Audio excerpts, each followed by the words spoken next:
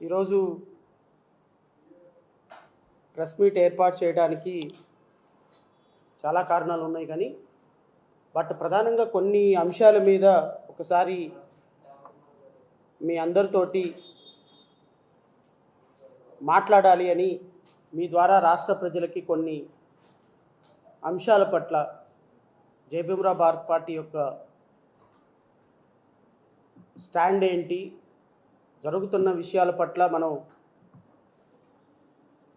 ఎలా అర్థం చేసుకోవాలి అనే దాని మీద ఒక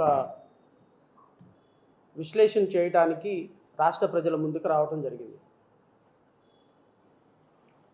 ఈ 100 రోజుల్లో చాలా జరిగిపోతున్నాయి. పోలీస్ ఆఫీసర్లు అరెస్ట్ అవుతున్నారు, సస్పెండ్ అవుతున్నారు. మాజీ ముఖ్యమంత్రుల మీద, మంత్రుల మీద కేసులు కడుతున్నారు. కొత్త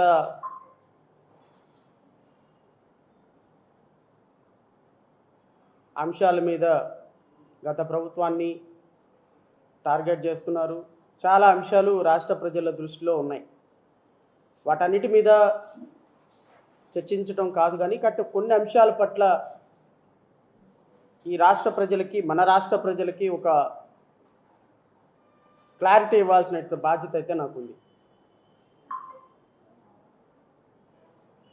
ఈ రాష్ట్రం 100 రోజులు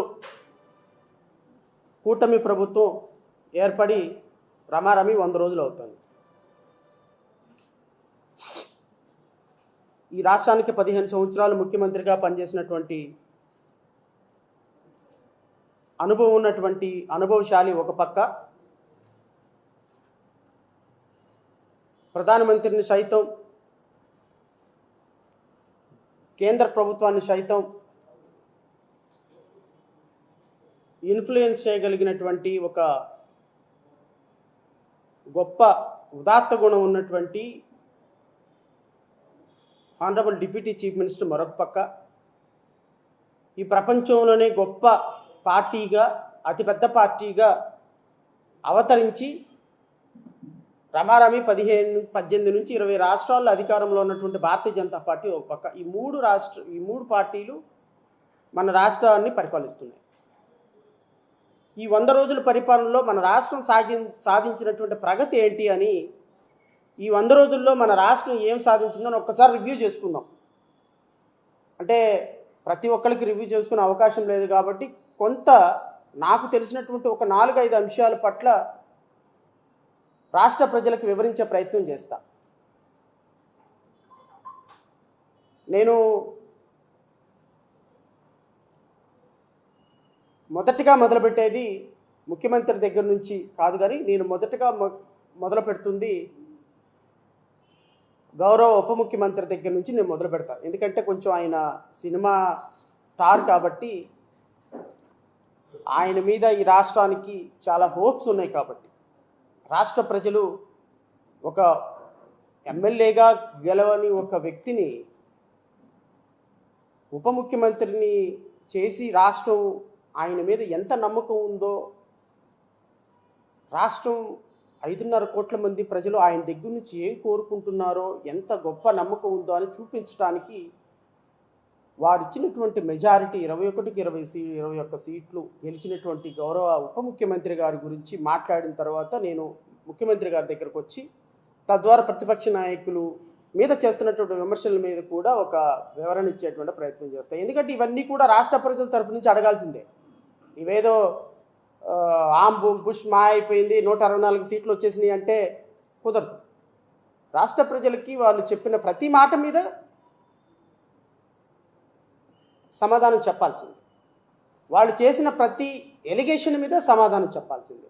వాళ్ళు అధికారంలోకి ఏ మాటలు చెప్పైతే వచ్చారో, వాళ్ళు అధికారంలోకి ఏ అంశాల మీద ప్రజలకు హామీ ఇచ్చి వచ్చారో వాటి మీద నిలబడాల్సిన బాధ్యత, వాటిని సస్టైన్ చేసుకోవాల్సిన బాధ్యత, ఆ ఎలిగేషన్స్ని లేకపోతే అప్పుడు గత ప్రభుత్వం చేయలేక, గత ప్రభుత్వం అసహాయ స్థితిలో ఉండిపోయినవి మేము వస్తే ఎరగబడతాం, పగలబడతామని చెప్పినటువంటి అంశాల పట్ల వాళ్ళు ఖచ్చితంగా మాట్లాడాలి, వివరణ ఇవ్వాలి. అడిగే హక్కు అయితే మాకుంది. ఎందుకు అంటే మీరు పొలిటికల్ సిస్టంలో పబ్లిక్ డొమైన్లో మీరు ఎలిగేషన్స్ చేశారు కాబట్టి ఖచ్చితంగా నేను వాటి మీద ప్రజల తరపు నుంచి ప్రశ్నించే హక్కు మాకుంది యాజ్ ఎ పొలిటికల్ పార్టీగా. కాబట్టి దీన్ని వ్యక్తిగతంగా పవన్ కళ్యాణో లేకపోతే వ్యక్తిగతంగా చంద్రబాబు నాయుడో వ్యక్తిగతంగా జగన్మోహన్ రెడ్డో తీసుకోవాల్సిన అవసరం అయితే ఏం లేదు. బికాస్ ప్రజల తరపున ఒక రాజకీయ పార్టీ కొన్ని అష్యూరెన్సెస్ ఇచ్చినప్పుడు, కొన్ని ప్రామిసులు చేసినప్పుడు, అడ్మినిస్ట్రేషన్ బాగా పోతే ప్రజాస్వామ్యంలో ప్రజల తరపున మాట్లాడటానికి కొన్ని చిన్న చిన్న రాజకీయ పార్టీలు ఉంటాయి. అందులో మాది ఒక రాజకీయ పార్టీ కాబట్టి మేము ఏ పార్టీకి అనుకూలమో ప్రతికూలమో కాదు. కాబట్టి ప్రజల తరపున ప్రశ్నించడానికి ఒక పార్టీ ఉంది అని ప్రజలు కనీసం భావించాలి. కాబట్టి ఈరోజు ఈ ప్రెస్ మీట్లో ఖచ్చితంగా వాస్తవాలు మాట్లాడటానికి, వాస్తవాలు ప్రజల ముందు పెట్టడానికి అయితే మేము ముందుకు వచ్చాం. మొదటగా నా స్పీచ్ గౌరవ ఉప ముఖ్యమంత్రి గారి దగ్గర నుంచి నేను చెప్పాను, మొదట్లో చెప్పాను, నేను ఎట్టి పరిస్థితుల్లో ఉప ముఖ్యమంత్రి గారిని వదిలే ప్రసక్తే లేదు. ఉప ముఖ్యమంత్రి గారు ఏదైతే ప్రామిస్ చేశారో, ఉప ముఖ్యమంత్రి గారు చేసినటువంటి ప్రామిస్లు లేకపోతే ఎలిగేషన్స్ తప్పనైనా ఒప్పుకోవాలి, క్షమాపణైనా అడగాలి జాతికి. ఈ వీర మహిళలోనూ జన సైనికులు ఉన్నారు కదా, వీర మహిళలు జన సైనికులు, మా పవన్ కళ్యాణ్ సారు తోపు తురుంకాన్ అని చెప్పేటువంటి వీర సైనికులు, జన సైనికులు, వీర మహిళలకు దీనికి సమాధానం చెప్పాలి. నేను డిబేట్లో మాట్లాడటం లేదు కాబట్టి వీర మహిళలు జన సైనికులు అష్టానుసారం రెచ్చిపోతున్నారు. మేము మాట్లాడటం మొదలు పెడితే ఎలా ఉంటుందో, ఎలా ప్రజలకి అర్థమయ్యేటట్టు ప్రజల మస్తిష్కాల్లో ఏ విధంగా మీ అబద్ధాలని మేము ప్రజల ముందు పెట్టగలమో జస్ట్ వెయిట్ అండ్ సీ. ఇంకా ఏం మొదలు కాల, ఇంకా మా పోరాటం, మా ప్రజల తరఫున మేము మాట్లాడే తత్వం జస్ట్ ఇది ఒక శాంపిల్ మాత్రమే.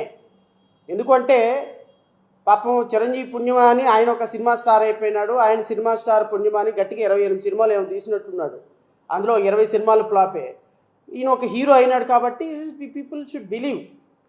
కన్సర్న్ ఉందా లేదా, అబద్ధాలు చెబుతున్నారా లేదా, మంచి చెప్తున్నారా లేదా అనే దాని మీద ఎవరికి అవగాహన ఉండదు. నేను జనసేన కార్యకర్తల్ని, జనసేన నాయకుల్ని ఖచ్చితంగా దీని మీద ప్రతి ఒక్కరు వివరణ ఇవ్వాలి. లేదా మీ నాయకుడు చెప్పిన అబద్ధాలు ప్రజల ముందు ఒప్పుకొని ముక్కుకు నేలకు రాసి, ఇదిగో మేము తప్పు మాట్లాడినాం, తప్పు మాట్లాడుతున్నాం, తప్పు మాట్లాడాడు మా పవన్ కళ్యాణ్, ఇది క్షమించమని మీరు డిబేట్లో, ఓపెన్ డిబేట్లో ప్రతి ఒక్క అధికార ప్రతినిధి ప్రజలకి క్షమాపణ చెప్పాలి.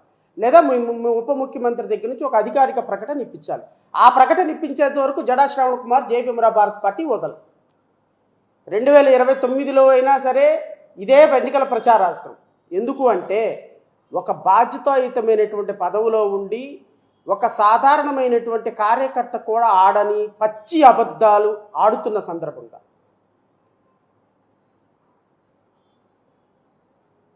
ఒక మత సాంప్రదాయాలకు సంబంధించినటువంటి ఒక పవిత్రమైన స్థలాన్ని ప్రపంచవ్యాప్తంగా కోట్లాది మంది అభిమానులు సాధించుకున్నటువంటి ఒక గొప్ప ప్రపంచానికి కలియుగ దైవంగా భావించబడుతున్న తిరుమల తిరుపతి వెంకటేశ్వరుని సన్నిధిలో తయారయ్యే లడ్డూని కూడా రాజకీయాలకు వాడుకొని సనాతన ధర్మం అని మాట్లాడేటువంటి ఒక హీరో స్క్రిప్టిక్ టైప్ ఆఫ్ పాలిటిక్స్ని రాష్ట్రంలో చేయాలి అనుకుంటే ఇది సినిమా కాదు నాయన, ఇది పాలిటిక్స్. మా కర్మో, ప్రజల కర్మో, ఈ రాష్ట్రం కర్మో, నీలాంటి వాడు ఉప ముఖ్యమంత్రి అయినాడు, ఏం చేయగలం? We have to bear it because you are holding a constitutional post. నువ్వు ఇంటర్మీడియట్ చదివినా భరించాల్సిందే, నువ్వు అబద్ధాలు ఆడినా భరించాల్సిందే, నువ్వు రోజుకు ఒక మాట మాట్లాడినా భరించాల్సిందే, నువ్వు ఎన్ని పచ్చి అబద్ధాలు ఆడినా we should bear because you are holding a honourable deputy chief minister post కాబట్టి. సో నేను మొదటగా ఆయన వీడియో చూపించిన తర్వాత ఇప్పుడున్న ప్రభుత్వం అధికారికంగా నాకు ఇచ్చినటువంటి, గౌరవ డీజీపీ గారు నాకు ఇచ్చినటువంటి ఇన్ఫర్మేషన్ తోటి దీన్ని కంపేర్ చేస్తాను.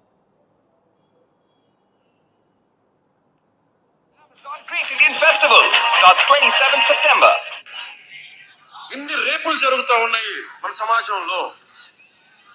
30,000 మంది అమ్మాయిలు మిస్సింగ్ అయిపోయారు ఆంధ్రప్రదేశ్ లో. నాకు ఎలా తెలిసింది? ఢిల్లీలో ఉండే నిఘా వర్గాలు నాకు చెప్పినాయి.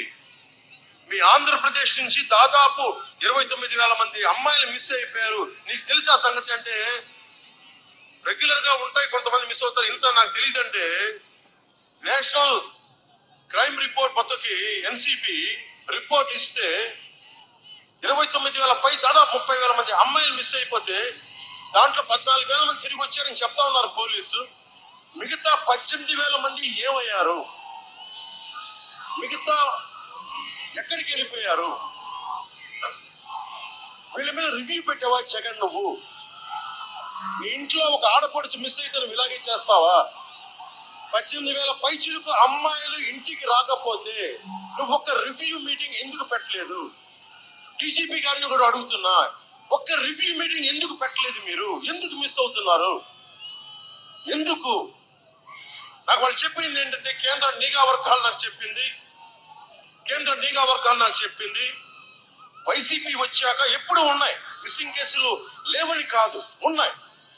ఇంత స్థాయిలో ఎందుకు ఉన్నాయంటే వాళ్ళు ఒక అబ్జర్వేషన్ చెప్పారు. ప్రతి ఊర్లో జాగ్రత్తగా అరవద్దు, వినాలి. అమ్మ కూర్చోండి.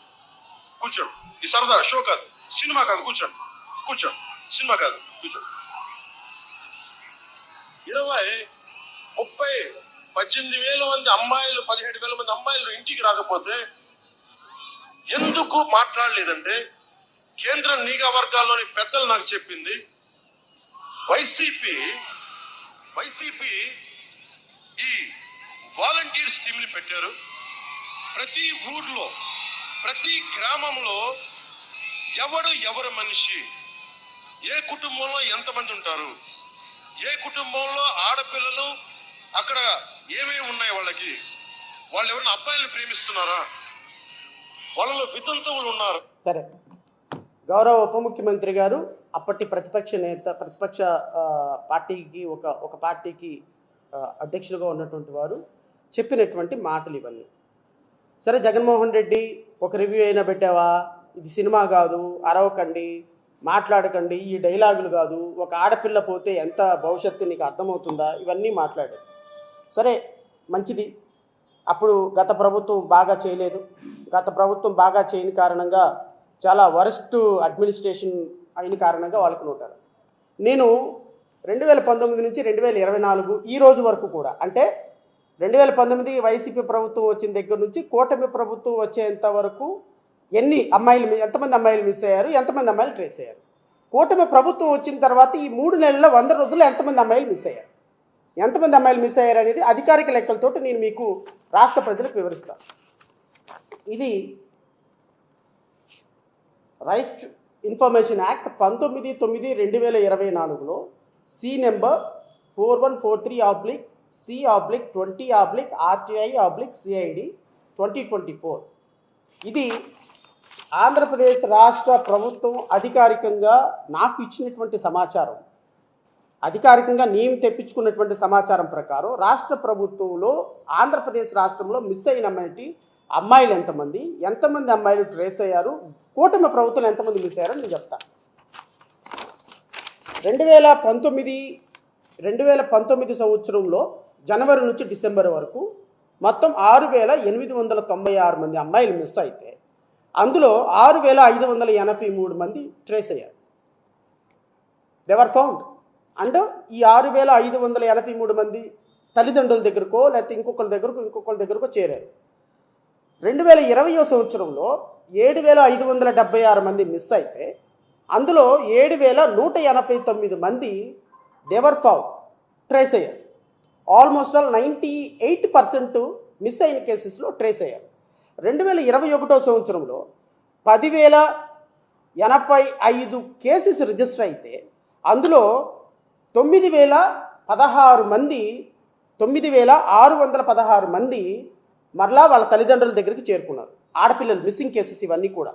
2022 సంవత్సరంలో 10,433 మంది మిస్సింగ్ కేసెస్ నమోదైతే దాంట్లో 10,994 మంది ట్రేస్ అయినాయి 22 సంవత్సరంలో. ఎందుకు ట్రేస్ అయినాయి అంటే 2021లో నమోదైన కేసులు కూడా 2022లో కొంతమంది అమ్మాయిలు ట్రేస్ అవుతారు కాబట్టి ఇక్కడ మిస్ అయిన కేసుల కంటే ట్రేసింగ్ లెవెల్ ఎక్కువగా ఉంది.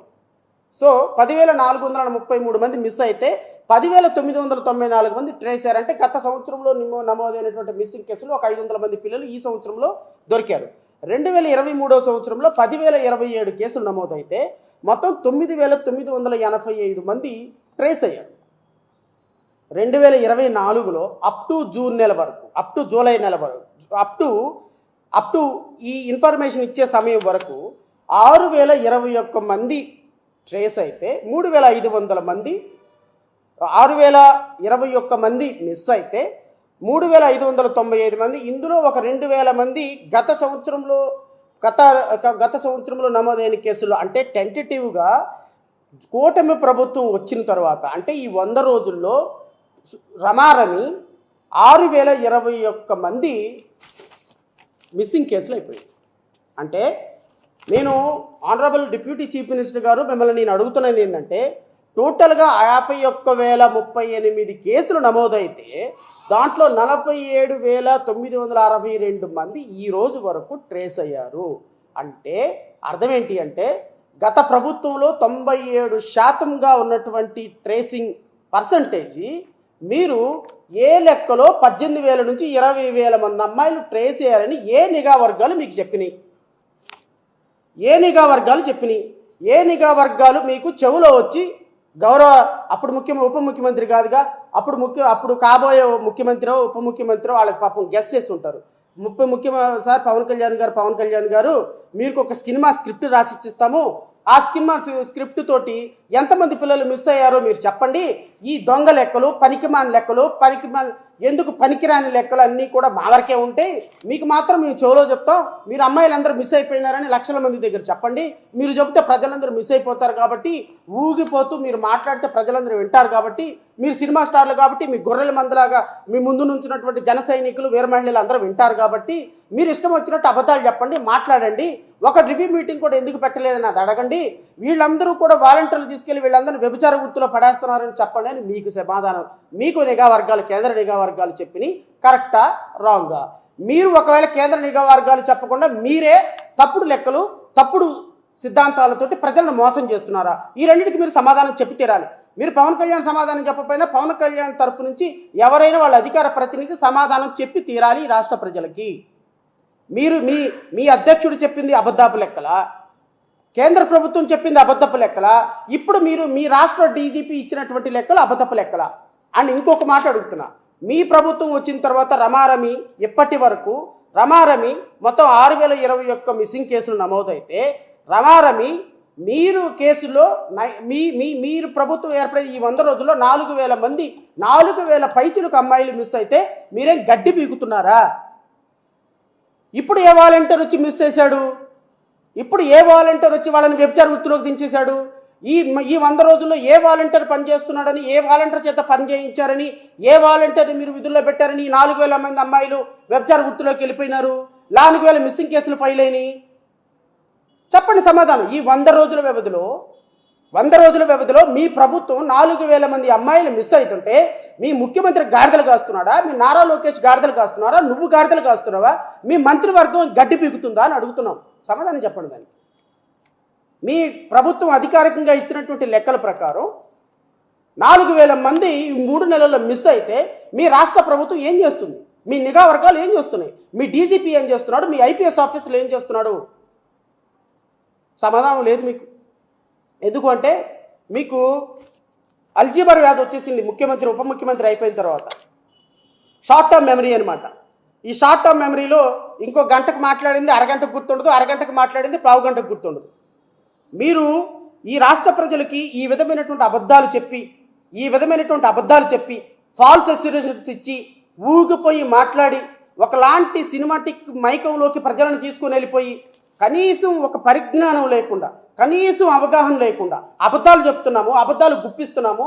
ఆడపిల్లల బ్రతుకులతోటి, ఆడపిల్లల జీవితాలతోటి, ఆడపిల్లల మిస్సింగ్ల కేసులతోటి, మన ఇంట్లో ఉన్నటువంటి ఆడపిల్ల మిస్ అయితే పట్టుకోవటం లేదనేటువంటి అబద్ధాలతోటి ఒక ఎమ్మెల్యే అయి ఉప ముఖ్యమంత్రి అయినటువంటి నీకు ఒక్క క్షణం కూడా ఉప ముఖ్యమంత్రి పదవిలో కూర్చునే అర్హత లేదు.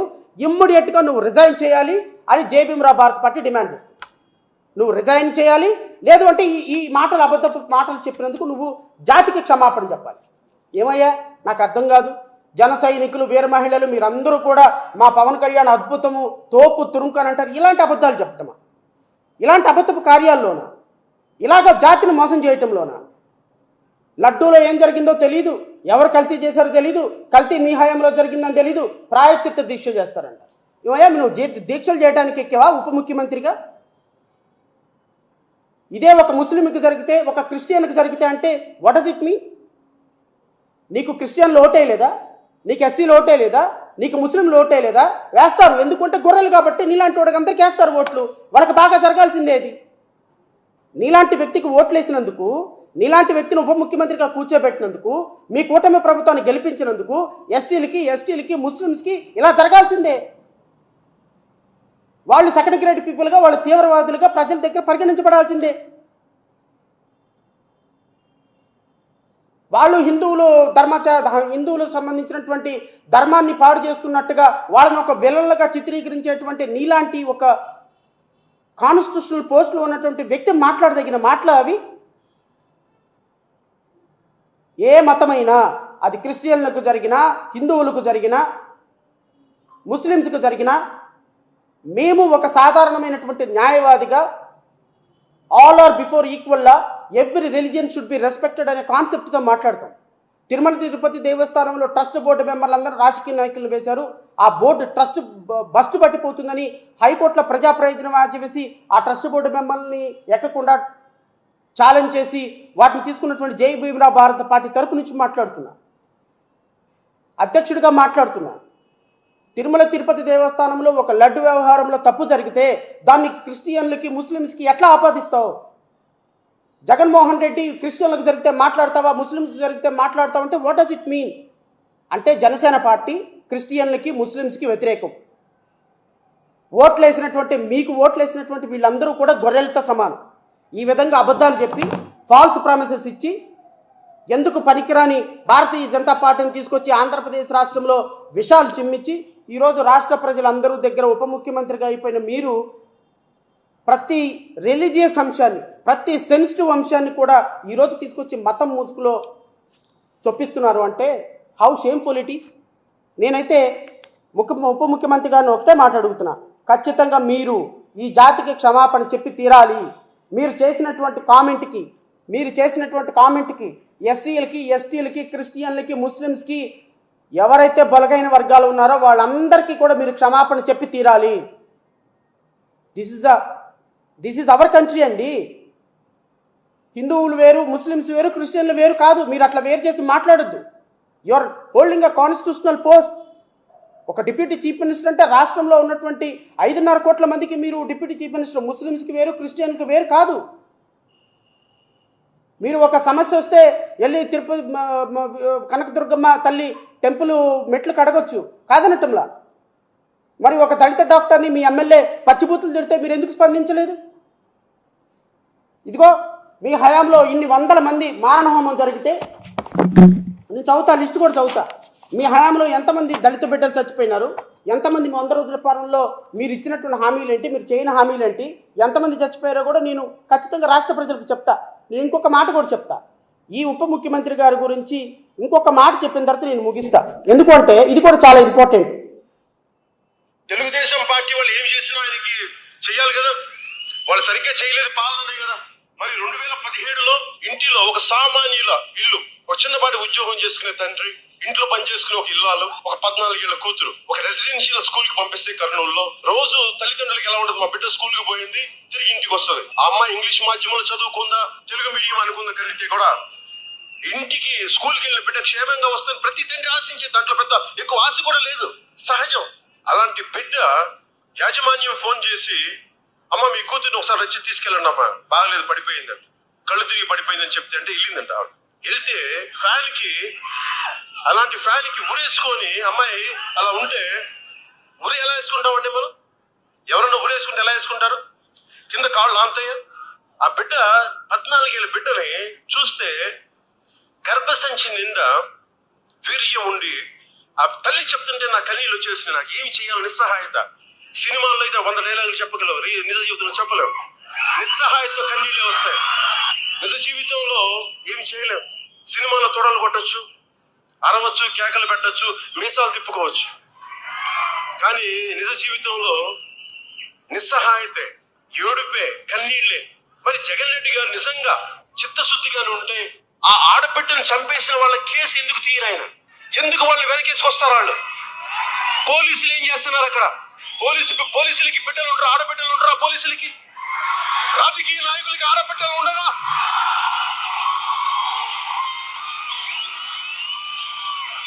చేసిన ఆ బిడ్డని చంపేసిన విధవలకి ఆడబిడ్డలు లేరా?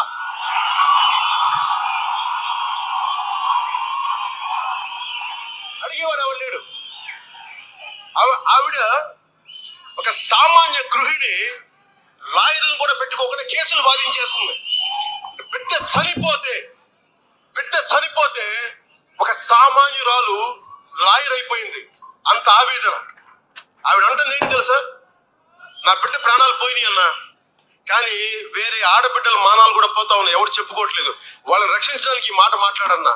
ఎక్కడో కాదు మనకి కర్నూలు కట్టమంచి రామలింగ. ఈ నీతి ప్రవచనాలు ఇంకా వెళ్ళలేములే కానీ రాష్ట్ర ప్రజలకి నేను గౌరవ ఉప ముఖ్యమంత్రి గారిని అడుగుతున్నా. 2017లోనో 2018లోనో సుగాలి ప్రీతి అనేటువంటి ఒక పాప కేసుని మీరు తీసుకొని దాని మీద రాష్ట్రం నలుమూలల నుంచి నరాలు తెగిపోయేటట్టుగా, మైకులు పగిలిపోయేటట్టుగా మీ వీర మహిళలు, జన సైనికులు మాట్లాడినారు. మీరు కూడా మాట్లాడారు. పాపం ఆ తల్లి బిడ్డ చనిపోయిన ఆ కేసు మొదటగా నేనే వాదించాను, తర్వాత కూడా నేనే వాదించాను. తర్వాత మేమేదో నిందితులతో కుమ్మక్క అయిపోయినామని పాపం ఆవిడకి ఎవరో రాంగ్ ఇన్ఫర్మేషన్ ఇచ్చిన కారణంగా వాళ్ళకి నాకు కొంచెం గ్యాప్ వచ్చిన కారణంగా వాళ్ళ కేసు నేను కూడా వదిలేశాను. వాళ్ళ పని వాళ్ళు ఏదో చూసుకుంటున్నారు.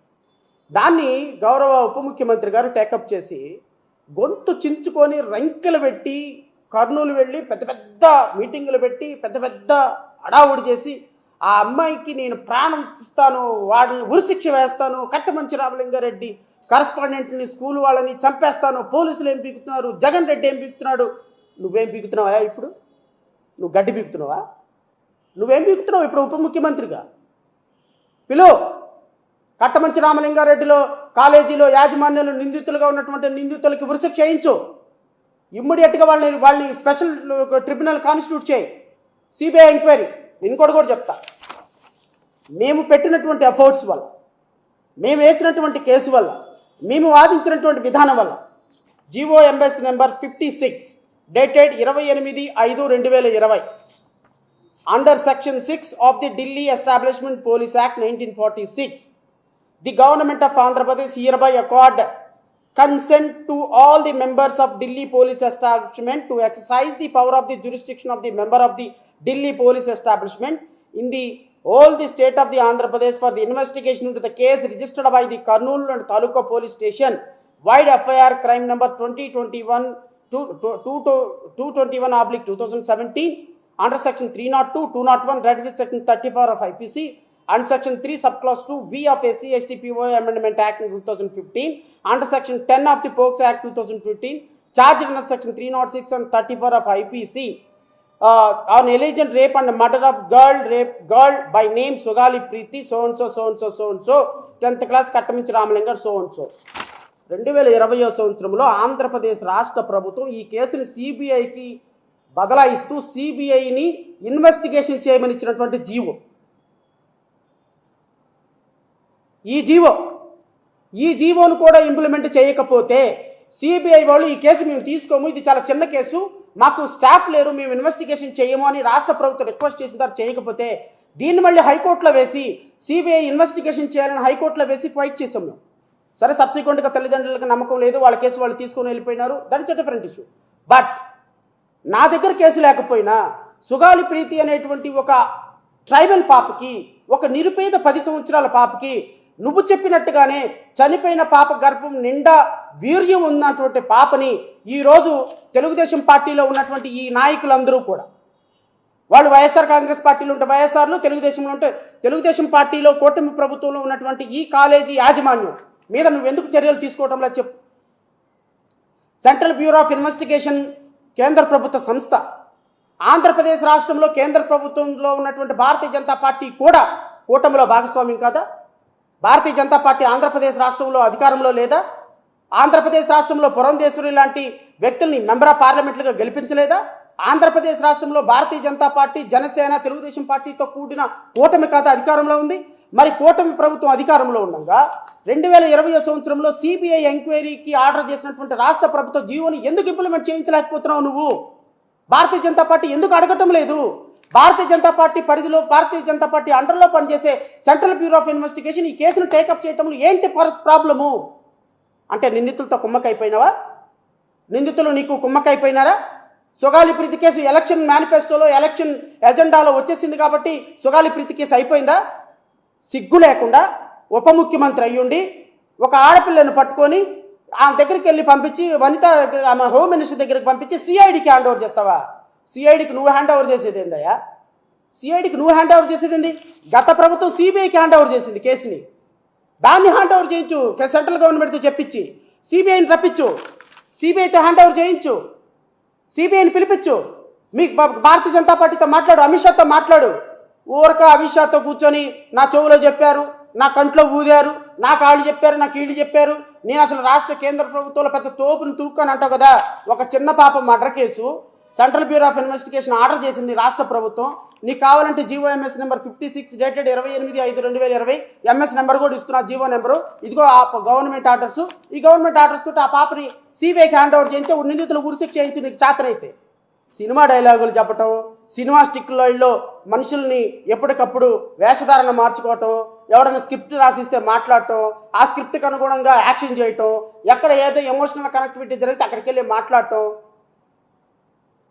ఇదే పరిపాలన? ఇదే కూటమి ప్రభుత్వం పరిపాలన? 100 రోజుల్లో మీరు సాధించిన ప్రగతి ఇదే? వరదలో చచ్చిపోయిన వాళ్ళ దగ్గరికి రావాయా అంటేనేమో అమ్మ నేను వస్తే అందరూ నా మీద ఎగబడతారు, వాళ్ళందరూ చేస్తారు. నేను ఉప ముఖ్యమంత్రి గారిని అడుగుతున్నా, మీకు ఇంతకు ముందులాగా ప్రతిపక్ష నాయకులాగా ఎలిగేషన్ చేయటం మానేయండి సార్. మీరు ఇప్పుడు పవర్లో ఉన్నారు, మీరు ఆర్డర్ చేయండి. లడ్డు ఎవరు అడల్ట్ చేశాడు గీని ఆర్డర్ చేయండి, అరెస్ట్ చేయండి, అవసరమైతే ఉరి తీయండి. The people of Andhra Pradesh has given such a power to you. నువ్వు మీడియా ముందుకు వచ్చి ప్రకాష్ రాజుని తిడతావు, మీడియా ముందుకు వచ్చి వాళ్ళని తిడతావు. నాకు పవన్ కళ్యాణ్ గారంటే అభిమానం. బికాస్ ఒక సినిమా స్టార్గా వచ్చి టాలెంట్ ఉన్నా లేకపోయినా ఒక మంచి స్టార్గా ఎదిగి తీసిన తక్కువ సినిమాలైనా ఒక స్టార్డమ్ సంపాదించి రాష్ట్ర చరిత్రలో ఒక ఉప ముఖ్యమంత్రి స్థాయికి వచ్చినారు. I'm very glad for this. కానీ ఒక ఉప ముఖ్యమంత్రి స్థానంలో ఉండి ఈ విధమైనటువంటి ఇమ్మెచ్యూర్డ్ స్టేట్మెంట్స్ ఇవ్వటం, ఇమ్మెచ్యూర్డ్ మాటలు మాట్లాడటం, వార్నింగ్లు ఇవ్వటం, నీ స్థాయికి తగ్గట్టు బిహేవ్ చేయకపోవటం ఒక వ్యవస్థని అవమానించినట్టు పవన్ కళ్యాణ్ గారు గుర్తుపెట్టుకో. It's not correct. Tirumala Tirupati దేవస్థానంలో మీకు సంబంధం లేని అంశం మీరు అధికారికంగా ఒక ప్రకటన చేసి దీని మీద ఇన్వెస్టిగేషన్ ఆర్డర్ చేస్తున్నాం, కల్ప్రిట్స్ ఎవరో పట్టుకుంటాం, భవిష్యత్తులో ఇలాంటివి జరగకుండా మాట్లాడతామని చెప్పాలి. కానీ సనాతన ధర్మం, ఎస్సీ ఎస్టీలు, క్రిస్టియన్లు వాళ్ళు చేస్తే మీరు ఊరుకుంటారా? వీళ్ళు వస్తే ఊరుకుంటారా? వాళ్ళు వస్తే ఊరుకుంటారా? అంటే కుల మతాల మధ్య చిచ్చు పెట్టేటువంటి ఒక ఉప ముఖ్యమంత్రి ఈ రాష్ట్రంలోకి వచ్చాడు అంటే ఐ ఫీల్ వెరీ బ్యాడ్. మీలాంటి వ్యక్తులుగా ఈ రాష్ట్ర ప్రజలు ఓట్లేసిందని నిజంగా ఐ ఫెల్ట్ వెరీ బ్యాడ్. మీరు రాష్ట్రంలో ఎంతమంది జనసేన కార్యకర్తలు ఉన్నారో ఏంటో నాకు తెలియదు, కానీ ఎవరైనా కాస్త కామన్ సెన్స్ ఉన్న వాళ్ళు ఇలా ఉప ముఖ్యమంత్రికి చెప్పండి. ఇంకా ఆయన ప్రతిపక్ష నాయకుడు అనుకుంటున్నాడు, గెలవని ఓడిపోయిన ఎమ్మెల్యే అనుకుంటున్నాడు. కాదు, ఎవరైనా సరే ఆయన ముందు ఒక ఉప ముఖ్యమంత్రి పవన్ కళ్యాణ్ గారిని ఒక బోర్డు పట్టుకుని ఉంచండి మాట్లాడేటప్పుడు. It is always safe. ఎందుకు అంటే ఆ బోర్డు చూసారా నేను ఉప ముఖ్యమంత్రి అని గుర్తొస్తుంది ఆయనకి. సో సుగాలి ప్రీతి విషయంలో, ఈ ఆడపిల్లల మిస్సింగ్ కేసుల విషయంలో ఎమోషనల్ కనెక్టివిటీని ఆడపిల్లల్ని అడ్డం పెట్టుకొని మీరు ఈరోజు ఉప ముఖ్యమంత్రి అయ్యారు అని నేను అంటున్నా. ఎస్, ఆడపిల్లల విషయాన్ని అడ్డం పెట్టుకొని ఈ ఆడపిల్ల సుగాలి ప్రీతి విషయంలో న్యాయం చేస్తానని చెప్పి తుర్మని పారిపోయినటువంటి పిరికి పందలాగా సిబిఐ ఎంక్వైరీ ఆర్డర్ ఉన్నప్పటికీ కూడా ఆ పాపకి సిఐడి ఇన్వెస్టిగేషన్ చేయించి సిఐడి ద్వారా మరి ఆ మహాతల్లిని కూడా అడుగుతున్నా నేను, తల్లిని. ఆమె she well known to me. నా దగ్గరికి మొదటగా వచ్చిన ఆవిడ, అమ్మ పవన్ కళ్యాణ్ గారిని నమ్మావు, పవన్ కళ్యాణ్ గారు న్యాయం చేస్తారన్నావు, పవన్ కళ్యాణ్ గారు న్యాయం చేసేంత వరకు పోరాటం చేయమ్మా. మా సపోర్ట్ మీకు అవసరమో కాదో నాకైతే తెలియదు, కానీ బట్ ఒక ఆడపిల్ల, ఒక చిన్న పాప చనిపోయినందుకు మాకు సింపతి ఉంది. ఆ పాపకి న్యాయం జరగాలి ఖచ్చితంగా. మీరు ఏమన్నా పవన్ కళ్యాణ్ గారు న్యాయం చేస్తాడు, ఇంకో 5 సంవత్సరాల వరకు న్యాయం చేస్తాడని ఆగారనుకో, ఆగండి, అది మీ ఇష్టం. కానీ ఖచ్చితంగా మేము మాట్లాడతాం. అబద్ధాల పునాదుల మీద కట్టినటువంటి పవన్ కళ్యాణ్ గోడని ఖచ్చితంగా కూలగొట్టి తీరాల్సిందే, నో డౌట్. ఇలాంటి వ్యక్తి ఖచ్చితంగా రాష్ట్రానికి, రాష్ట్ర ప్రజలకి చాలా చాలా బ్యాడ్ సిగ్నల్ వెళ్ళే అవకాశం ఉంది. కాబట్టి ఖచ్చితంగా నేను పవన్ కళ్యాణ్ గారి విషయంలో మరొకసారి నేను వారిని కోరుతున్నా, దయచేసి మీరు ఇప్పుడు మిస్ అయిన కేసుల విషయంలో పట్టించుకోండి. గత సంవత్సరం మిస్ అయిన కేసులు మీరు అన్నట్టుగా 20,000 మంది అమ్మాయిలను తీసుకురండి. ఎక్కడున్నారు ఎవరు అమ్మాయిలని తీసుకొచ్చి ప్రజలకు అప్పచెప్పాలని డీజీపీతో రివ్యూ మీటింగ్ పెట్టి దీని మీద ఒక స్పష్టమైన ప్రకటన చేయాలి. చేయకపోతే 5 సంవత్సరాల పాటు నేను ఇదే మాట్లాడతాను. మీరు ఇది నేను తప్పుగా మాట్లాడాను అని మీరు అధికారిక ప్రకటన వచ్చేంత వరకు నేనైతే వదలను. ఖచ్చితంగా మాట్లాడి తీరుతా. దీని మీద మీరు ఏ విధమైన చర్యలు తీసుకున్నా I'm ready, I don't have any objection. ఇక ఈ కూటమి ప్రభుత్వం ఏర్పడిన తర్వాత 100 రోజుల సమయంలో ఈ కూటమి ప్రభుత్వం చేసినటువంటి ఘనకార్యాలు ఏంటి? నేను అడుగుతున్న గౌరవ ముఖ్యమంత్రి గారిని. ఈ మధ్యకాలంలో చాలామంది వాడెవడో ఒకటి చెప్తాడు, వాడి ఏంటో నాకే అర్థం కాదు, అధికార ప్రతినిధి అర్థం కాదు, ఇంకో ప్రతినిధి అర్థం కాదు. ఎస్సీ ఎస్టీల మీద దాడులు జరుగుతున్నాయి చంద్రబాబు నాయుడు గారు అంటారంటే ఏకంగా మేనిఫెస్టోలో పెట్టాడంట. ఏమని? చట్టపరంగా ఎస్సీ ఎస్టీల మీద జరిగిన దాడుల్ని శిక్షిస్తామని. చట్టపరంగా శిక్షించేది ఏంది? దానికి నారా లోకేష్, చంద్రబాబు నాయుడు గారు ఎలక్షన్ ప్రామిస్గా ఎస్సీ ఎస్టీల మీద జరిగిన దాడుల్లో ఇంక్లూడింగ్ అనంతబాబు విషయంలో కూడా స్పెషల్ ట్రిబ్యునల్ కాన్స్టిట్యూట్ చేస్తామని ఎష్యూరెన్స్ ఇచ్చారు. ఆ స్పెషల్ ట్రిబ్యునల్ ఎప్పుడు కాన్స్టిట్యూట్ చేస్తున్నారు? 100 రోజుల పరిపాలన అయింది, దీనికి సమాధానం చెప్పి తీరాలి. నెంబర్ 2, 26 పథకాలు రద్దు చేసిన పథకాలను ఇమ్మీడియట్గా రిస్టోర్ చేస్తామని అన్నారు. ఇమ్మీడియట్గా రిస్టోర్ చేసి తీరాలి. 100 సంవత్సరాల పరిపాలన అయిపోయింది, 100 రోజుల పరిపాలన అయిపోయింది, ఎవరు ఏం మాట్లాడటంలా, ఎవ్వరూ కూడా కిక్కురు మనటంలా. వాళ్ళకి సంబంధించిన మద్యం వ్యాపారాలు చేసుకుంటున్నారు, వాళ్ళకి సంబంధించిన వాళ్ళకి కాంట్రాక్ట్లు ఇచ్చుకుంటున్నారు, వాళ్ళకి సంబంధించిన వాళ్ళకి నామినేట్ పదవులు ఇచ్చుకొని డబ్బులు తీసుకుంటున్నారు. బిహైండ్ బ్యాక్ అమరావతి రాజధాని డబ్బులు 1000 కోట్లు మొత్తం వ్యవహారం చేసుకుంటున్నారు. ఎవరికి వాడు నారాయణ సర్దుకుంటున్నాడు, ఇంకొకటి సర్దుకుంటున్నారు.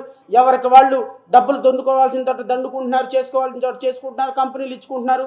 మీ పరిపాలన అయితే మీరు చేసుకుంటున్నారు. కానీ మీరు ప్రజలకు ఇచ్చినటువంటి సూపర్ 6 అమలు ఎప్పటి నుంచి చేస్తారు? ఎప్పటి నుంచి గ్యాస్ సిలిండర్లు ఇస్తారు? మీరేదో పలానా డేట్ చెప్పారు, ఆ డేట్కి గ్యాస్ సిలిండర్లు ఇవ్వకపోతే మాత్రం ఖచ్చితంగా రోడ్డు ఎక్కటం ఖాయం. మీరు ఎప్పటి నుంచి ఆర్టీసీలో ఉచిత ప్రయాణాన్ని అమలు పరుస్తారు? ఎప్పటి నుంచి ప్రతి ఇంటికి 1,500 రూపాయలు ఆడపిల్లకి ఇస్తారు?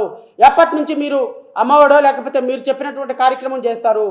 ఎప్పటి నుంచి మీరు ఈ రాష్ట్రంలో ప్రజలకు ఇచ్చినటువంటి కార్యక్రమాలు సూపర్ 6 అమలు చేస్తారు? ఖచ్చితంగా చెప్పి తీరాలి. చెప్పకపోతే మాత్రం గుర్తుపెట్టుకోండి ముఖ్యమంత్రి గారు, 2029 మీ పార్టీకి చివరి ఎన్నికలు కాబోతాయి. మీరు మాట ఇచ్చిన కారణంగా వాలంటీర్లకు మాట ఇచ్చారు. వాలంటీర్ల తరపున ఖచ్చితంగా పోరాటం చేస్తాం.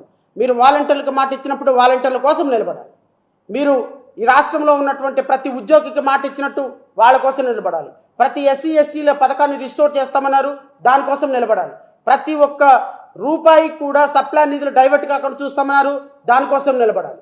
మీరు ఏ సందర్భంలో అయినా సరే సూపర్ 6 అమలు విషయంలో, ఎస్సీ ఎస్టీల దాడుల విషయంలో మీరు గనక స్పందించకపోతే ఖచ్చితంగా చరిత్రహీనులుగా మిగిలిపోతారు. తెలుగుదేశం పార్టీ అంతరించి గతించిపోయే విధంగా ప్రజలు నిర్ణయం తీసుకుంటారు. దయచేసి మీకు అత్యున్నతమైనటువంటి అధికారం ఇచ్చినారు, అధికారాన్ని నిలబెట్టుకోండి. అత్యున్నతమైనటువంటి అధికారాన్ని నిలబెట్టుకోకపోతే మాత్రం మీరు రేపొద్దున 100 రోజుల పరిపాలన కాబట్టి నేను ఇంతకుమించి ఎక్కువ మాట్లాడను. నా దగ్గర మొత్తం ఎంతమంది మర్డర్ చేశారు, ఎంతమంది రేపులకు గురి కాబడ్డారు, ఎంతమంది దళితుల మీద మీరు దాడులు చేశారనే అంశాలు ప్రతి ఒక్కటి నా దగ్గర ఉన్నాయి. ఇది గత ప్రభుత్వంలో జరిగిన దాడుల కంటే 2 ఇంతలు ఎక్కువ ఉన్నాయి. చంద్రబాబు నాయుడు గారు, కూటమి ప్రభుత్వం నేతలకు కూడా నేను చెప్తున్నా, దళిత బిడ్డల మీద దాడులు ఎక్కువైపోతున్నాయి, బలహీన వర్గాల మీద దాడులు ఎక్కువైపోతున్నాయి. ఒక్క ప్రామిస్ కూడా ఫుల్ఫిల్ చేయకుండా మీ ఇష్టం వచ్చినట్టు ఎవరిని పడితే వాడిని మాట్లాడి మీరు రాష్ట్రంలో అరాచక పరిపాలన చేస్తున్నారు. జనసేనతో కలిసి మీరు చేస్తున్నటువంటి అరాచక పరిపాలన ఖచ్చితంగా రోడ్డు మీదకి వస్తాం. వచ్చే అవకాశం ఉంది. ఏ రోజు రోడ్డు మీదకి వస్తామో ఆ రోజున మా పోరాటం మొదలైన రోజున బ్రహ్మాది దేవులు కూడా మా పోరాటాన్ని ఆపలేరు. శంకరగిరి మాన్యాలు పట్టించి మీ కూటమి ప్రభుత్వాన్ని బంగాళాఖాతంలో కలిపేంత వరకు మా పోరాటం కొనసాగుతూనే ఉంది. ఇంతకు మించి 100 రోజుల పరిపాలన గురించి నేను మాట్లాడను. దయచేసి మీ పరిపాలన విషయంలో మీరు ఒకసారి సర్దిద్దుకోండి. ఎక్కడైనా సరే మేము తప్పులు జరిగితే ప్రశ్నించడం కాదు, మీరు ఇచ్చినటువంటి ప్రామిసెస్ కూడా ఖచ్చితంగా ప్రామిసెస్కి నిలబడాలని అయితే నేను మనస్ఫూర్తిగా కోరుకుంటూ ఇంకొక చివరి అంశంగా తిరుమల తిరుపతి దేవస్థానం గురించి మాట్లాడు. మిత్రులారా, నేను తిరుమల తిరుపతి దేవస్థానాన్ని ఒక పవిత్రమైనటువంటి స్థలంగా చూస్తున్నాను. రాజకీయాలకి తావులేని స్థలం. దురదృష్టం ఏంటి అంటే ప్రతి రాజకీయ పార్టీ కూడా తిరుమల తిరుపతి దేవస్థానాన్ని ఒక రాజకీయ పునరావాస కేంద్రాలకు వాడుకుంటున్నారు. తిరుమల తిరుపతి దేవస్థానంలో ట్రస్ట్ బోర్డు మెంబర్లు అందరూ కూడా రాజకీయ నాయకులు. తిరుమల తిరుపతి దేవస్థానంలో ట్రస్ట్ బోర్డు చైర్మన్ ఒక రాజకీయ నాయకుడు. అంటే నీకు ఎమ్మెల్యే టికెట్ ఇవ్వలేదా, తిరుమల తిరుపతి దేవస్థానంలో ట్రస్ట్ బోర్డు మెంబర్ ఇస్తాను. నీకు ఎంపీ టికెట్ ఇవ్వలేదా, తిరుమల తిరుపతి దేవస్థానం ట్రస్ట్ బోర్డు ఇస్తాను. నీకు మంత్రి పదవి ఇవ్వలేదా, చైర్మన్ పదవి ఇస్తాను. నువ్వు నాకు ఎలక్షన్లో సహకారం చేసి నా కోసం మీడియా మొత్తాన్ని ఏకం చేసావా, నీకు తిరుమల తిరుపతి దేవస్థానం చైర్మన్ ఇస్తా. నువ్వు బాగా యాంకరింగ్ చేసావా, నా సపోర్ట్ చేసావా, నీకు తిరుమల తిరుపతి దేవస్థానం టీటీడీ మెంబర్షిప్ ఇచ్చా. BJP party, Bharatiya Janata party ఒక 500 కోట్లు తీసుకుందా, టీడీపీ పార్టీ టీటీడీలో బోర్డు చైర్మన్ ఇప్పిస్తా. వాడు ఏ రాష్ట్రంలోడైనా కానీ, ఎన్ని క్రిమినల్ కేసులన్నా ఉండని, ఎంత వర్స్ట్ బ్యాక్గ్రౌండ్ అన్నా ఉండని, రాజకీయ పునరావాస కేంద్రాలకి అడ్డుగా మారిన తిరుమల తిరుపతి దేవస్థానం అనటానికి నా దగ్గర ఇదిగో ఇంత ఎవిడెన్స్ ఉంది. ఆ పార్టీ ఈ పార్టీ కాదు. ఎందుకు అంటే తిరుమల తిరుపతి దేవస్థానాన్ని ఒక రాజకీయ పునరావాస కేంద్రంగా మార్చినటువంటి తెలుగుదేశం పార్టీ దగ్గర నుంచి మొదలుపెట్టుకుంటే, దాన్ని కొనసాగించినటువంటి వైఎస్ఆర్సీపీ పార్టీ దగ్గర నుంచి కొనసాగిస్తే, రేపు 2024లో మరలా ఇలాంటి తిరుమల తిరుపతి దేవస్థానం బోర్డుని మరలా అపవిత్రం చేయడానికి చంద్రబాబు నాయుడు తీసుకొచ్చి ఆయనకున్న అనుచర వర్గాన్ని అందరినీ తీసుకొచ్చి అక్కడ చైర్మన్ గాను మెంబర్షిప్ గాను కూర్చోబెట్టుకుంటే నెయ్యి కల్తీగాక ఏమవుతుందండి, స్వామి కల్తీగాక ఏమవుతుందండి, స్వామివారి ప్రసాదం కల్తీగాక ఏమవుతుందండి, అక్కడ వస్త్రాలు కల్తీగాక ఏమవుతుందండి, అక్కడ రూములు అరాచక కార్యక్రమాలు జరిగితే ఏం జరుగుతాయండి, అక్కడ మద్యం దొరక్క ఏమి దొరుకుతాయండి. అరాచకాలకి అడ్డాగా మారిపోయినటువంటి తిరుమల తిరుపతి దేవస్థానం ఎవరి వల్ల? మీ వల్ల, మీ రాజకీయ నాయకుల వల్ల, మీ రాజకీయ ప్రయోజనాలతోటి అక్కడ పదవులు ఇచ్చిన కారణం. నేను ఈ సందర్భంలో 2019లో 2023లో ఒక జీవో ద్వారా తిరుమల తిరుపతి దేవస్థానంలో ఎంతమందిని అపాయింట్ చేశారు, ఎవరు వీళ్ళందరూ అనే దాని మీద ఖచ్చితంగా నేను రాష్ట్ర ప్రజలకు ఒక వివరణ ఇవ్వాలి. సోదరులారా, 25/8/2023లో వైఎస్ఆర్సీపీ ప్రభుత్వం ఒక జీవో ఇచ్చింది. ఎవరిని 28 మందిలో 24 వ్యక్తుల్ని మెంబర్లుగా ప్రకటిస్తూ దానికి ఒక ఎక్స్ అఫిషియో మెంబర్స్గా special secretary, revenue, commissioner, endowment ఉంటారు. అది వదిలేసేది. సోదరులారా, ఒక Ponnada Venkata Satish MLA is a trust board member. ఒక ఎమ్మెల్యేకి ట్రస్ట్ బోర్డు మెంబర్ ఇవ్వాల్సిన అవసరం ఏంటండి? ట్రస్ట్ బోర్డు మెంబర్ అంటే అర్థం ఏంటండి? సెక్షన్ 19 ప్రకారం ఎవరండి? ఒక అత్యున్నతమైనటువంటి విలువలు ఉండి, నేను ఇంకొకటి కూడా చెప్తా. గౌరవ మాజీ ముఖ్యమంత్రి జగన్మోహన్ రెడ్డి గారు మోడీకి ఒక లెటర్ రాశారు లడ్డు వ్యవహారం. The board of trustees consist of strong devotees of eminence from the diverse backgrounds and those recommended by union ministers and chief minister of other states. Well, this has been the practice for several decades. కొన్ని సంవత్సరాల నుంచి వివిధ రాష్ట్రాల ముఖ్యమంత్రులు, ప్రధానమంత్రి, home మినిస్టర్లు recommend చేసిన వాళ్ళకి ట్రస్ట్ బోర్డు మెంబర్లుగా నియమించడం ఒక ప్రాక్టీస్గా వస్తుంది అంట. అంటే ట్రస్ట్ బోర్డు మెంబర్లు అంటే రాజకీయ ప్రయోజనాలతో వేసేటువంటి మెంబర్షిప్లా? వైవి సుబ్బారెడ్డి లాంటోడు చైర్మన్ అంటే ఒక బొట్టు పెట్టుకోగానే శుద్ధపూస అయిపోతాడా? ఒక హారతి ఇవ్వగానే కరుణాకర్ రెడ్డి ఒక శుద్ధపూస అయిపోతాడా? నేను మళ్ళీ చెప్తున్నా, I'm talking about institutional significance. I'm not talking about a political affiliation. ఒక రాజకీయ ప్రయోజనాలతోటి తిరుమల తిరుపతి దేవస్థానాన్ని చూస్తుంటే, రాజకీయ ప్రయోజనాలతోటి తిరుమల తిరుపతి దేవస్థానంలో రాజకీయ అపాయింట్మెంట్ జరుగుతుంటే, ఈ నెయ్యి కల్తీ కాక, అక్కడ వస్త్రాలు కల్తీ కాక, స్వామివారి ప్రసాదం కల్తీ కాక, అక్కడ ఉన్నటువంటి పొద్దున్నే చేసేటువంటి దర్శనాలు కల్తీ కాక, అక్కడ ఉన్నటువంటి రూములు కల్తీ కాక, అక్కడ ఉన్నటువంటి రూముల అరాచక కార్యక్రమాలు జరగక, కొండ అపవిత్రం కాక ఏమవుతుందని అడుగుతున్నా. ముఖ్యమంత్రి రికమెండ్ చేశాడని ఒకడు 100 కోట్లు తీసుకొని 200 కోట్లు తీసుకొని బోర్డు మెంబర్షిప్ పెట్టి రాజకీయ నాయకులకు ఏం పని అంటున్నా అక్కడ. ఇప్పుడు తెలుగుదేశం పార్టీ ఏం చేయబోతుంది? నేను ఎంత చదివిన తర్వాత వస్తా. Samineni Udayabhanu MLA is a trust board member. ఏమైపోయినాడు ఎమ్మెల్యే సామినేని ఉదయభాను? ఇంత బారును పెట్టాడు నీకు. మొన్న ఆయనకు ట్రస్ట్ బోర్డు మెంబర్ ఇచ్చారు. ఈ మహానుభావుడి మీద ఎన్ని కేసులు ఉన్నాయో తెలుసా? ఈ మహానుభావుడి మీద ఎన్ని కేసులు ఉన్నాయి? ట్రస్ట్ బోర్డు మెంబర్ అంటే ఈ మహానుభావుడి మీద ఎన్ని కేసులు ఉన్నాయి? సామినేని ఉదయభాను మీద crime number 242 of 2018, crime number 282, ఇంకా సిరీస్ ఆఫ్ కేసులు, ఒక 20 కేసులు ఉన్నాయి ఈ మహానుభావుడి మీద. ఇన్ని కేసులు ఉన్నవాడిని తీసుకొచ్చి నువ్వు తిరుమల తిరుపతి దేవస్థానం ట్రస్ట్ బోర్డు మెంబర్గా వేస్తావా? బుద్ధి జ్ఞానం ఏమైనా ఉందా మీకు అసలు కనీసం? తిప్పస్వామి ఎమ్మెల్యే, ఈయన ఒక ట్రస్ట్ బోర్డు మెంబరు. ఇంకో ఆయన ఉన్నాడు సతీచంద్ర, అసలు అన్నిటికంటే ముఖ్యంగా విజయసాయిరెడ్డి అల్లుడు సత్యచంద్రారెడ్డి. విజయసాయిరెడ్డి అల్లుడు 100 కోట్ల రూపాయల కుంభకోణంలో అతను ఒక దోషి, అప్రూవర్గా మారి నన్ను క్షమించండి, నేను ఢిల్లీ లిక్కర్ స్కామ్లో నేను కూడా ఒక నిందితుడిని, నేను మొత్తం చెప్పేస్తాను, నన్ను విడుదల చేయండి అని సిబిఐ దగ్గర అప్రూవర్గా మారి ఆ అప్రూవర్ ద్వారా బెయిల్ తీసుకొచ్చుకున్నటువంటి ఈ వ్యక్తిని తీసుకొచ్చి ట్రస్ట్ బోర్డు మెంబర్గా వేస్తావు నువ్వు. విజయసాయిరెడ్డి చెప్పాడని ఒకటికి, సుబ్బారెడ్డి చెప్పాడని ఒకటికి, వెంకట్రావు చెప్పాడని ఒకటికి ట్రస్ట్ బోర్డు మెంబర్గా వేస్తే రేపొద్దున ఈ ట్రస్ట్ బోర్డు మెంబర్షిప్ ఏమవుతుంది? పొల్యూట్ కాక ఈ సత్యచంద్రారెడ్డి వచ్చి ఏం చేస్తాడు? అప్పటి వరకు ఉన్న నెయ్యి కాంట్రాక్టాలన్నీ రద్దు చేసేయటం. ఆయన ట్రస్ట్ బోర్డు మెంబర్కి ఈయనే కదా అప్రూవ్ చేయాల్సింది. మెంబర్సే కదా, ట్రస్ట్ మెంబర్సే కదా. ఆయనకు కావాల్సిన తీసుకొచ్చి రాసిపడేసుకుంటాడు రేపొద్దున. వాళ్ళు 100 కోట్లు 200 కోట్లు 300 కోట్లు లంచాలు తీసుకోక వాళ్ళు శుద్ధ పుస్తులా వీళ్ళంతా? ఇంకొక ఆయన ఉన్నాడు డాక్టర్ కేతన్ దేశాని. ఇంక నేను చదువుకుంటూ పోతే బీజేపీ స్టేట్ బీజేపీ ప్రెసిడెంట్ ఒక అతను ఉన్నాడు, doctor yes Shankar, BJP state protocol president BJP. Doctor Amul కలే, ఇతను ఎక్కడో వేరే స్టేట్లో బీజేపీకి వార్డు మెంబర్, ఇతను తీసుకొచ్చి ట్రస్ట్ బోర్డు మెంబర్గా వేసేసాడు. డాక్టర్ కేతన్ దేశాయ్, ఈ కేతన్ దేశాయ్ అనేటువంటి వ్యక్తి ముంబైలో ఉంటాడు, మహారాష్ట్రలో. ఒక డాక్టర్ వృత్తికి పనికిరాడు, is a highly corrupt man అని అతను డాక్టర్ వృత్తి నుంచి తొలగించినటువంటి ఆ రాష్ట్ర డాక్టర్ వృత్తి నుంచి మెడికల్ కౌన్సిల్ తొలగించినటువంటి వ్యక్తిని తీసుకొచ్చి భారతీయ జనతా పార్టీలో మోడీ చెప్పాడు, అమిత్ షా చెప్పాడని ఇక్కడ తీసుకొచ్చి ట్రస్ట్ బోర్డు మెంబర్ ఇచ్చాడు.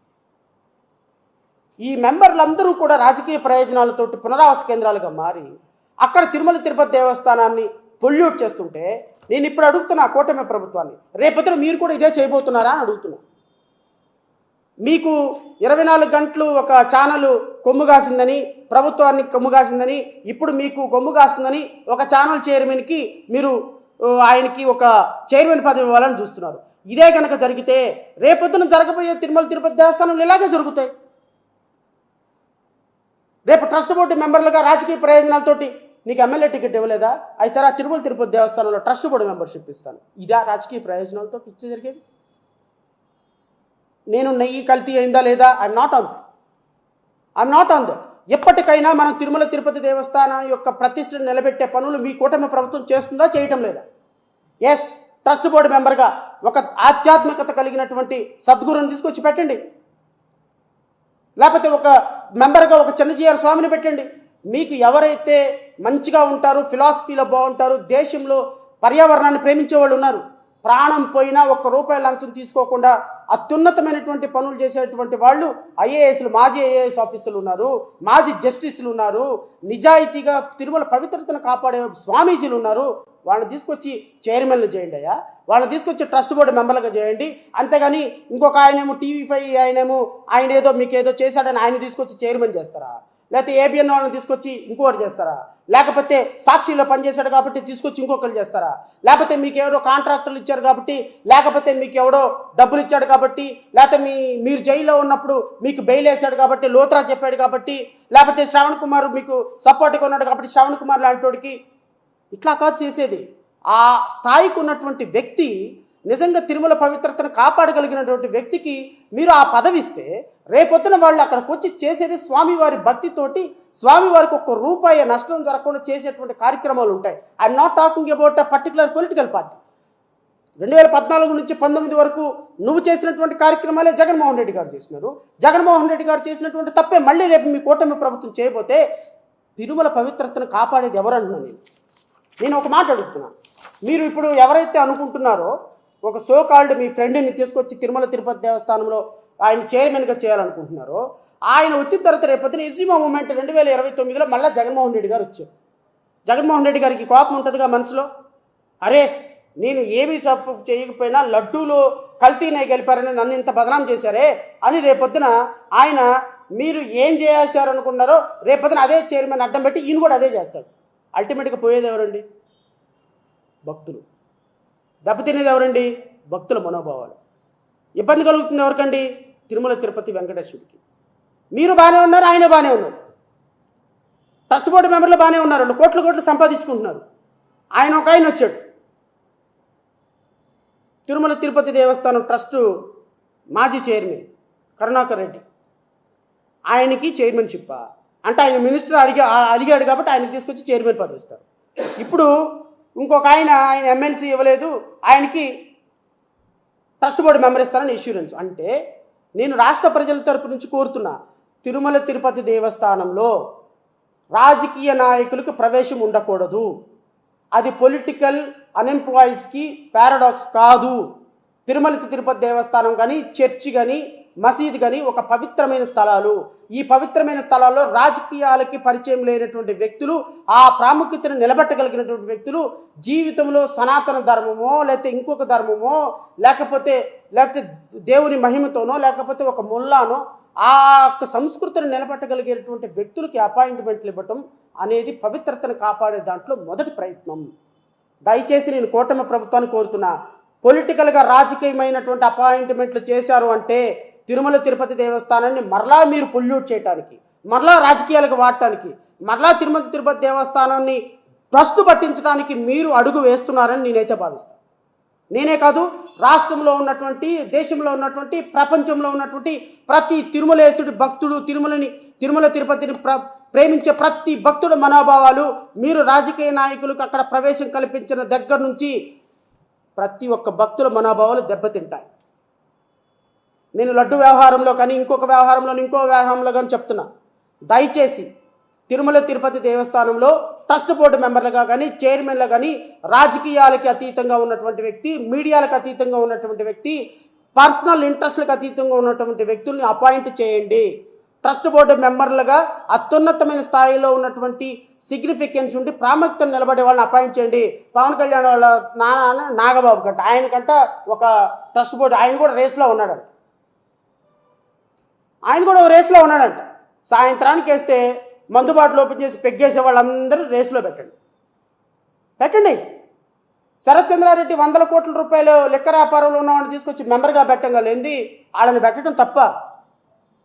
ఏ రాజకీయ పార్టీని ఎలా ఇబ్బంది పెట్టాలి, ఏ రాజకీయ పార్టీని మ్యానిపులేట్ ఎలా చేయాలి, ఏ రాజకీయ పార్టీ నాయకుడు తప్పు చేయకపోయినా వాడిని ఫోకస్ చేయాలని ఆలోచించే మీడియా అధిపతులందరికీ తీసుకొచ్చి తిరుమల తిరుపతి దేవస్థానం నుండి అక్కడే రాజకీయాలు మొదలు పెడతారు. వాళ్ళు ఎవరెవరికి నెయ్యి కాంట్రాక్ట్లు ఇవ్వాలి, ఎవరెవరికి వాటర్ కాంట్రాక్ట్ ఇవ్వాలి, ఎవరెవరికి సెక్యూరిటీ కాంట్రాక్ట్లు ఇవ్వాలి, ఎవరెవరికి అవుట్ సోర్సింగ్ కాంట్రాక్ట్లు ఇవ్వాలి, మొత్తాన్ని మార్చిపడేసి వాళ్ళందరినీ తీసుకొచ్చి పెట్టుకుంటారు. బిజినెస్లు చేసేవాళ్ళకి, రాజకీయాలు చేసేవాళ్ళకి, మతాలని ప్రోత్సహించే వాళ్ళకి తిరుమల తిరుపతి దేవస్థానంలో ఎంట్రీ ఇవ్వటం అనేది మహాపాపం. గుర్తుపెట్టుకోండి చంద్రబాబు నాయుడు గారు. అదే అలిపిరిలో జరిగినటువంటి ఒక ప్రమాదంలో మీరు ఆ వెంకటేశ్వరుడి దయ వల్ల మీరు మీ ప్రాణాన్ని దక్కించుకున్నారు. దయచేసి ఆ సన్నిధిలో రేపొద్దున చేయబోయే అపాయింట్మెంట్లో మనసా వాచ కర్మ ఎక్కడ కూడా ప్రలోభాలకు లొంగకుండా, ఎవ్వరికి లొంగకుండా మీరు పవన్ కళ్యాణ్ సపోర్ట్ చేయటం వల్ల నేను ముఖ్యమంత్రి అయితే ఇవ్వండి, బీజేపీ సపోర్ట్ చేయడం వల్ల నేను ముఖ్యమంత్రిని అయితే అవ్వండి, అది వేరే చూసుకోండి. మీరు నెత్తినెక్కించుకోండి, మీరు తాగండి, తలకపోసుకోండి, మీరు ఏదో చేసుకోండి, రాష్ట్ర ప్రజలకు అవసరంలా. కానీ తిరుమల తిరుపతి దేవస్థానంలో మాత్రం దయచేసి రాజకీయ ప్రయోజనాలతోటి కనుక మీరు అపాయింట్మెంట్లు ఇస్తే ఖచ్చితంగా మేమైతే హైకోర్టులో ఛాలెంజ్ చేయటం జరుగుతుంది. ఈరోజు జరిగినటువంటి అనర్థాల వల్ల, ఈరోజు జరిగినటువంటి భక్తుల మనోభావాలు ఇబ్బంది పట్టడం వల్ల కొన్ని కోట్ల మంది భక్తులు ఈరోజు తిరుపతిలో తిన్న ప్రసాదాన్ని ఇబ్బందిగా ఫీల్ అవుతున్నారు. దానికి కారణం మీరే. ఎందుకు అంటే కేసులు పెట్టకుండా, అరెస్టులు చేయకుండా కేవలం రాజకీయ ప్రయోజనాలతో మీరు ఆ ఇష్యూని వాడుతున్నారని అంటున్నాను కాదు, అది కరెక్ట్. ఎందుకు మీరు కేసు పెట్టలా అంటే భక్తుల మనోభావాలు మీకు అవసరం లేదా? మీరు ఎందుకు కేసు పెట్టలేదు? ఎందుకు అరెస్ట్ చేయలేదు ఎవరిని? ఆ నెయ్యిని సప్లై చేసిన వ్యక్తిని ఎందుకు అరెస్ట్ చేయలేదు? దాన్ని సపోర్ట్ చేసిన వ్యక్తిని ఎందుకు అరెస్ట్ చేయలేదు? దాన్ని ప్రోత్సహించిన చైర్మన్ ఎందుకు అరెస్ట్ చేయలేదు? ఆ చైర్మన్ అపాయింట్ చేసిన ముఖ్యమంత్రిని ఎందుకు అరెస్ట్ చేయలేదు? ముఖ్యమంత్రిని కన్నా వాళ్ళ అమ్మని ఎందుకు అరెస్ట్ చేయలేదు? వాళ్ళ అమ్మమ్మని కన్నా వాళ్ళ అమ్మని ఎందుకు అరెస్ట్ చేయలేదు? వీళ్ళందరినీ పాలించేటువంటి ప్రధానమంత్రిని ఎందుకు అరెస్ట్ చేయాలి? చేయండి, అందరిని అరెస్ట్ చేయండి, వర్షం పెట్టి చేయండి సార్. కేవలం రాజకీయ ప్రయోజనాలతోటి భక్తుల మనోభావాల్ని గౌరవ ముఖ్యమంత్రి, గౌరవ ఉప ముఖ్యమంత్రి, గౌరవ మంత్రి ముగ్గురు కూడా ట్రయాంగిల్లో భక్తుల మనోభావాలని ఇబ్బంది పెట్టేటువంటి ఒక రాజకీయ ప్రయోజనాలతోటి చేస్తున్న baseless allegation. I'm telling baseless allegation. But base ఎలిగేషనో నాకు అనవసరం. దీనివల్ల ఒక మంచి జరిగింది. ఏంటి అంటే, రేపు కూటమి ప్రభుత్వం తిరుమల తిరుపతి దేవస్థానంలో రాజకీయ ప్రయోజనాలతో ముడిపడిన ఏ మీడియా వాళ్ళని కూడా, రాజకీయ ప్రయోజనాలతో ముడిపడిన ఏ పొలిటికల్ పార్టీ వాడిని కూడా, రాజకీయ ప్రయోజనాలతో ముడిపడిన ఏ బిజినెస్ మ్యాన్ కూడా తిరుమల తిరుపతి దేవస్థానంలో అపాయింట్ చేయదు. చేస్తే మాత్రం దాని కాన్సిక్వెన్సెస్ కూటమి ప్రభుత్వం ఫేస్ చేయాల్సి వస్తుంది, ఖచ్చితంగా ఫేస్ చేయాల్సి వస్తుంది, అందులో డౌట్ లేదు. సో ఏదేమైనప్పటికీ కూడా రాష్ట్ర ప్రజలందరూ కూడా ముక్త కంఠంతో ఈ కూటమి ప్రభుత్వ పరిపాలనని ప్రశ్నించాలి. ఎందుకంటే ప్రశ్నిస్తేనే మన హక్కులు మనకు బయటపడతాయి. ఇంకా దళిత మీద దాడులు ఇంకా చాలా జరుగుతున్నాయి. వాటన్నిటిని అడ్రస్ చేసే రోజు ఒక రోజు వస్తుంది. ఖచ్చితంగా నేను అడ్రస్ చేస్తాం, మా పార్టీ అడ్రస్ చేస్తుంది. అక్రమ కట్టడాల మీద కూడా చాలా సీరియస్గా వర్కౌట్ చేస్తున్నాం. చంద్రబాబు నాయుడు గారు ఎంత తొందరగా ఇల్లు ఖాళీ చేసి వెళ్ళిపోతే అంత మంచిది. మంతెన సత్యనారాయణ రాజు దగ్గర నుంచి మొదలు పెట్టుకొని గౌరవ ముఖ్యమంత్రి అక్రమ నివాసం వరకు కూడా నేషనల్ గ్రీన్ ట్రిబ్యునల్లో రాబోయే వీక్లో రేపు సోమవారం మంగళవారం ఒక పిటిషన్ ఫైల్ చేస్తున్నాం. విజయవాడలో కృష్ణానది ఒడ్డునున్నటువంటి ఏ కట్టడాన్నైనా సరే ఉంచే ప్రసక్తి లేదు. ప్రతి ఒక్క కట్టడం కోల్చాల్సిందే. హైడ్రా లాంటిది మన విజయవాడలో వైడ్రా లాంటిది రావాల్సిందే. అది రావాలి. ప్రజలు ముంపుకు గురయ్యే ప్రాంతాల్లో భవిష్యత్తులో బుడమేరు లాంటి వాగు పొంగకుండా ప్రజలను మనం కాపాడాల్సిందే. అక్రమాలు చేసినటువంటి ఇప్పుడున్నటువంటి ముఖ్యమంత్రి ఇప్పటికైనా తప్పు తెలుసుకొని ఆ ఇంటి నుంచి ఖాళీ చేసి వేరే ఇంటికి వెళ్ళు, లేకపోతే ఏం జరగదు. రేపు నేషనల్ గ్రీన్ ట్రిబ్యునల్లో కేసు వేస్తాము. 4 రోజుల తర్వాత వ్యక్తిగతంగా మిమ్మల్ని చంద్రబాబు నాయుడు, నారా లోకేష్ అక్కడే ఉంటున్నారు కాబట్టి మిమ్మల్ని పార్టీలుగా చేస్తాం. ఆల్రెడీ చేసాం. మీకు నోటీసులు వస్తాయి. నోటీసులు వచ్చిన తర్వాత మీరు ఒక లాయర్ని పెట్టుకొని మీరు అడ్రస్ చేసుకోవాలి. ఇదంతా పంచాయతీ అయ్యి మీడియాలో వచ్చి నానా గందరగోళం చేసుకునే కంటే ఆ ఖాళీ చేసి వెళ్ళిపోతే ఆ బిల్డింగ్ పరిస్థితి ఏదో వాళ్ళు ఏదో చూసుకుంటారు, పడగొట్టుకుంటారు. గవర్నమెంట్ దాన్ని నేషనల్ గ్రీన్ ట్రిబ్యునల్ ఎలాంటి ఆర్డర్ ఇస్తే అలాంటి ప్రొసీడ్ అవుతాం. కానీ మీరున్న కారణంగా మిగతా 60 అక్కడ ఉన్నటువంటి అక్రమ కట్టడాలు ఏదో హెచ్చుకుంటున్నాయి. దాన్ని యాక్సెప్ట్ చేసే ప్రసక్తే లేదు. మంతెన సత్యనారాయణ రాజు నీతి కబుర్లు ఆడుతున్నాడు. 20 కోట్లు అప్పు ఉంది, 30 కోట్లు అప్పు ఉంది. 1,50,000 రూపాయలు వారానికి తీసుకునే వాడికి నీకెందుకు అప్పు? ఆ బిల్డింగే 500 కోట్లు ఉంటుంది. దేశాలను అందరినో తీసుకొచ్చి గంగరాజు లాంటి వ్యక్తిని అడ్డం పెట్టుకొని కోట్ల రూపాయలు సంపాదించుకొని, ఆస్తులు సంపాదించుకొని, అంతస్తులు సంపాదించుకుని ప్రజలను మోసం చేయటమే కదా మీరు చేసే పని. వీటన్నిటి మీద ఖచ్చితంగా ఒకరోజు ఉంటుంది. మీకు ఖచ్చితంగా న్యాయస్థానాల ద్వారా, చట్టం ద్వారా మేము ఏం చేయాలో అది చేస్తాం. రాష్ట్ర ప్రజల తరపున మాట్లాడే ప్రతి మాట కూడా రాష్ట్ర ప్రజల మద్దతు కావాలని కోరుకుంటున్నాం. తిరుమల తిరుపతి దేవస్థానం విషయంలో కానీ ఇంకొక విషయంలో కానీ నిష్పక్షపాతంగా, నిజాయితీగా, రాజకీయాలకు అతీతంగా మనం ముందుకు వెళ్ళాలి. జయభీమరావు భారత్ పార్టీ రాజకీయాలకు అతీతంగా పోరాడే పార్టీ. ప్రజల మద్దతు మాకు ఇవ్వమని మనస్ఫూర్తిగా కోరుకుంటూ ఈ సమావేశానికి ఇచ్చేసినటువంటి విలేకరు సోదరులందరికీ కూడా హృదయపూర్వకంగా నమస్కారాలు తెలియజేసుకుంటూ జై హింద్.